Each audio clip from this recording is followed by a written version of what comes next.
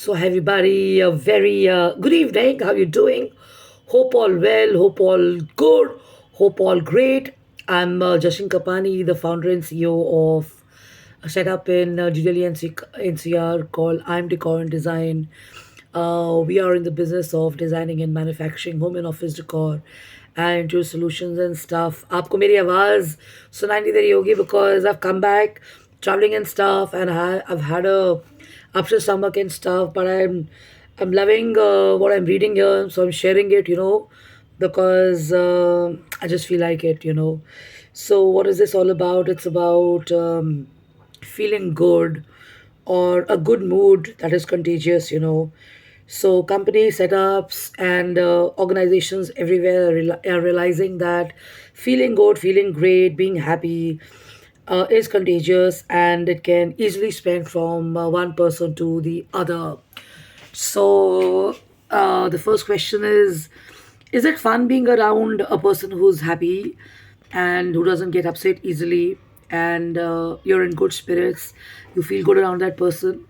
Or is it better to be around a boss who's temperamental, angry, snooty, losing it on you every now and then and stuff? If you've chosen part two, you're in a bad spot. Um, I think it's better if you choose people who are in spot one happy because of these reasons. So, if you're not convinced with the idea that you would prefer to work with someone who's happy and joyful and is mostly the life of a party or life of the work and stuff, you will know it's important to be that way because of this reason. So, so let's say if you look at a baby, or you look at a puppy, or you look at a dog, or you look at someone who's smiling at you, what do you do? Normally, what do you do? 8 out of 10 people will smile back. One or two will wonder why they're looking at me, and there's no scope for the 11th person. But if there's another odd person there, they'll be like, I mean, all well with this person. Why is this person smiling at me without even knowing me? And what's the reason behind it? Okay, so there is this concept called smiling back. So psychologists say that if you were to label an emotional contagious environment where a phenomena of a person's emotions and related behavior can actually trigger similar emotions and behaviors in other people and environments, you would only choose employees and people and bosses who are happy rather than those who are kind of upset and angry and on a short fuse, or they don't have the time, they're bossy, they're arrogant, they're snooty, whatever you may call it. Okay, so there are all kinds of bosses in this world. So every boss is different. Some may be serious, but when you're not in their cubicle and stuff, they may let their guard down and they may be mixing with you and stuff and all that. But on the whole, if a boss or a person is happy, then the employee and the organization's big problems are solved. So the organizations like Google, I've already shared Google, and they had Wharton in London and Business School. They have MIT, and they have many universities who are boosting well-being, stress release, and boredom, and getting into or engaging into creativity and collaboration for productivity. So my last video talked about that. This is through experience because most of the time when I'm sharing and stuff, I'm also going through my own journey and my daily experiences and stuff. Okay, so very important is to understand that a conducive ambience is of people who are well mannered, people who are thoughtful, people who care about other people's emotions and stuff, and they're normally encouraging other people to do better and behave better. That's a good setup or an organization, right?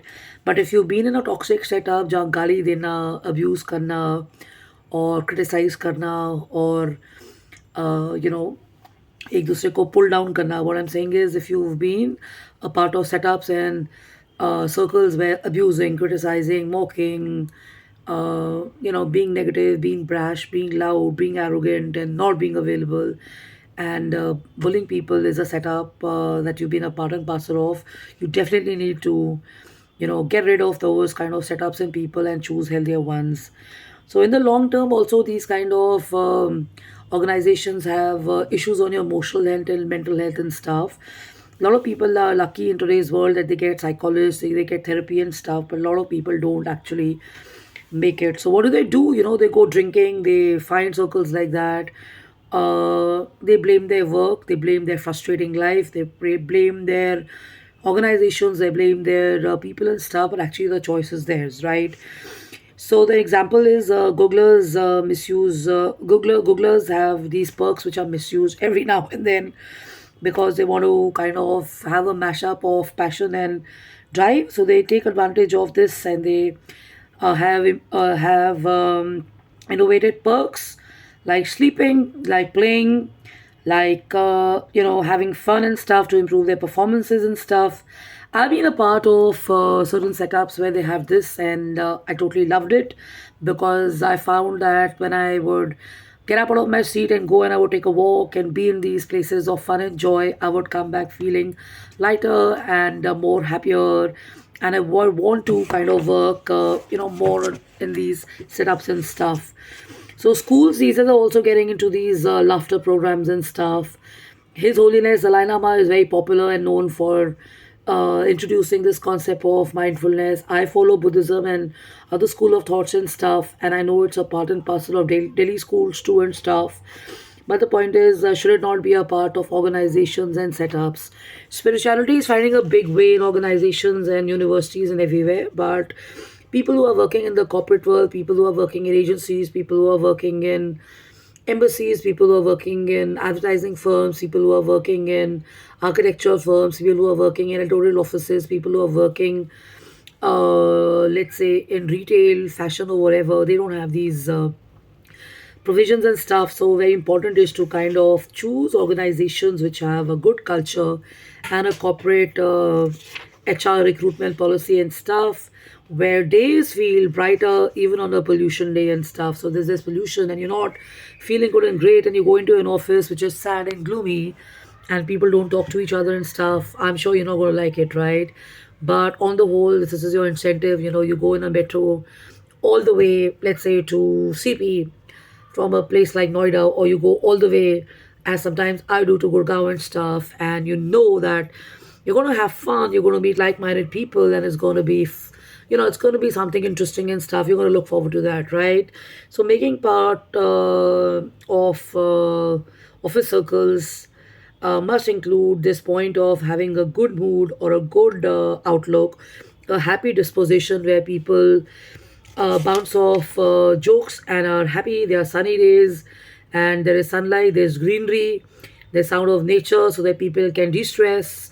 I very strongly feel organizations should also allow dogs to be taken in. Children are allowed and babies are allowed, but I feel even animals must be considered because they're big time, stress busters and stuff. And if you live alone or you do not have help and stuff, a place to kind of drop your dog and your pet is always going to help and stuff. Yeah. Going on to video two.